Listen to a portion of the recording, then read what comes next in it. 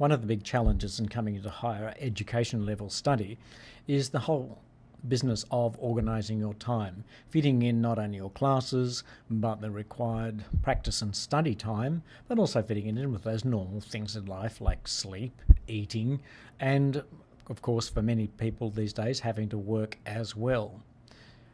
Human beings generally don't seem to be very good at planning into the future because the tricks in imagining the future and how to allocate time take a bit of mental gymnastics. But it's a good way to do that is to make sure you've at least got a starting visual representation of time and where you might allocate time. So this next set of slides gives you some interesting news, but it also gives you some good news. Because sometimes when you start out, it can often seem overwhelming and that you've got a lot to do. And you do, but there's still good news. You should still be able to have some recreation, have some relaxation, look after yourself, even after we've fitted everything in. So here we are showing a week with 168 hours in it. Every one of us has 168 hours and only 168 hours. We could put the minutes on there, but it wouldn't quite fit all that easily. So let's see what happens. So particularly between puberty and somewhere around 24, the guidelines for the optimum amount of sleep is around 7.5 to 8 hours. So let's pop those in that colour there. So that takes away 56 hours of your week. Now, some people might be trying to manage on 4 hours sleep a night, 6 hours sleep a night.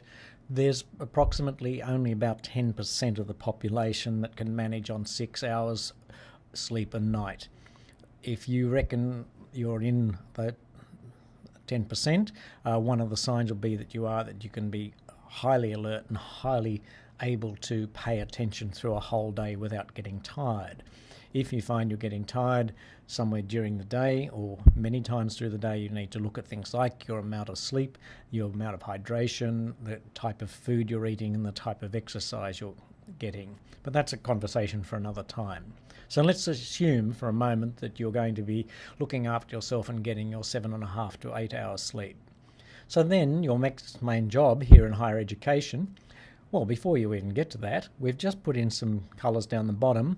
We're allowing 3 hours a day for things like going to the bathroom and eating, generally looking after yourself, personal hygiene, keeping yourself fed. It might take more than that, might take more than 3 hours, but theoretically it could all be fitted into 3 hours. Let's start with that anyway. So that's your personal care. 21 hours of that leaves us still 91 hours in the week.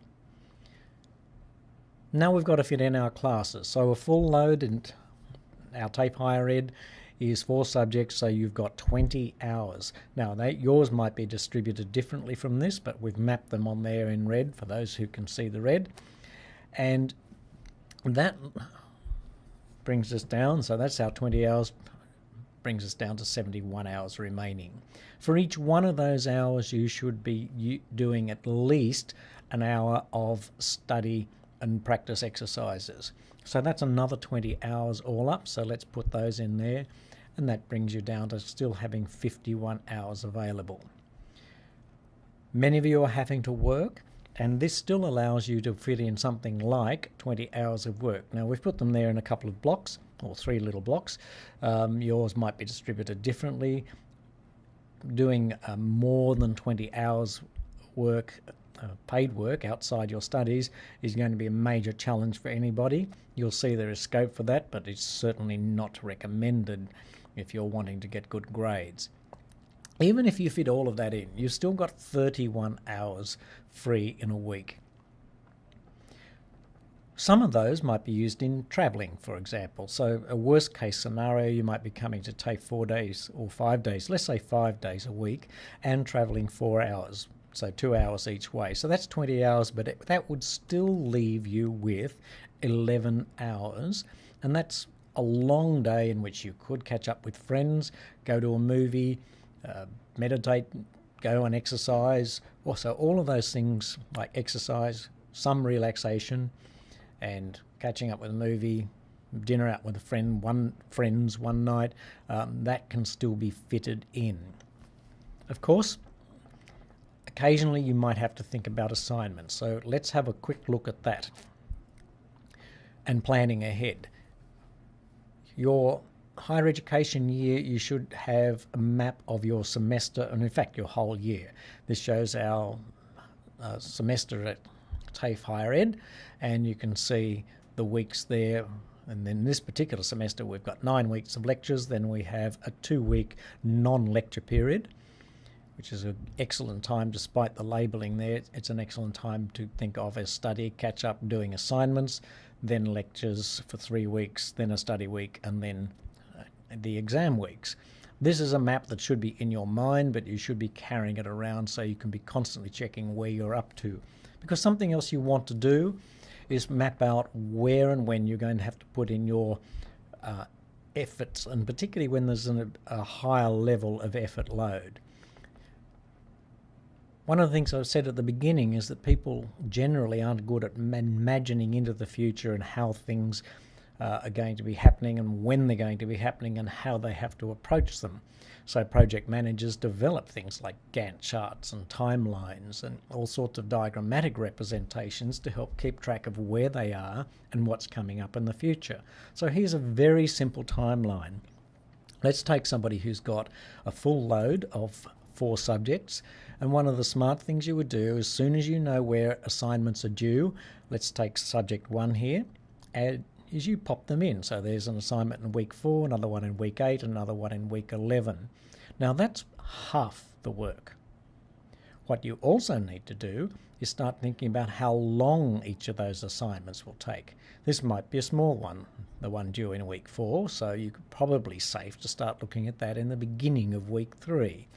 The one due in week 8 might be a major assignment, so even though it shows you starting to work on it there around week 6, you'd probably be smarter to be at least thinking about it and doing some preliminary research in week 4. And a very major one due in week 11, again you could be doing some preliminary thinking about that right back in week 5 and then putting most of your efforts in weeks 9 to 11. Let's pop the other subjects in. So here's subject 2, here's subject 3, and here's subject 4. Now, one of the big challenges in doing this is making sure that you use it to guide your thinking and prepare you for when you need to put extra effort in. Glancing at it like this, it's possible that it could look overwhelming, but there's no reason for it to do that. So you can see in week 8, this person has 3 assignments due. If you know that in advance and you know the size of the assignments, then you can start planning where and when to put your efforts. Because you can imagine that if somebody gets to week 7 and realises they've got 3 assignments due, but they've also been working in that one for subject 3, which is a major assignment, during week 7, they're not going to have much chance of doing a good job with those 3 assignments due in week 8. So you need to be planning to use your time and some of those 20 hours a week for working on your assignments and getting ahead and getting in early. A subject for another video, though, is something called front loading, where you do some very early research and basically fill your brain up with ideas and then let it sit there for a week or 2 and then come back to it. But you do need to be planning to do the time, planning the time to do that.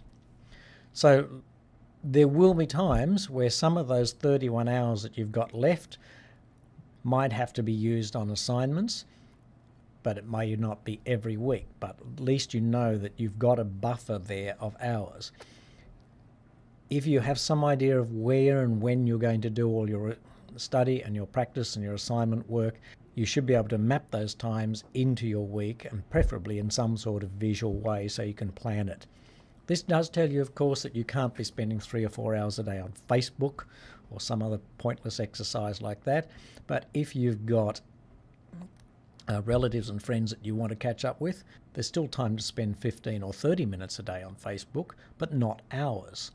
You can't be watching binge sessions of Game of Thrones or other things day after day after day and still expect to get through all this work. So once again, having some map of what's required and where it's got to fit means that you should be able to get that done, but you should still also be able to plan proper recreation and refreshment time for yourself, because that's as important to your study as the study itself.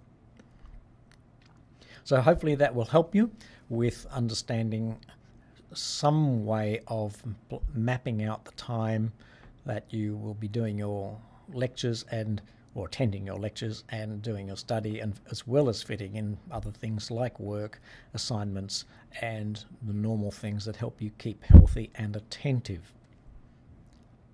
Thanks for watching and listening.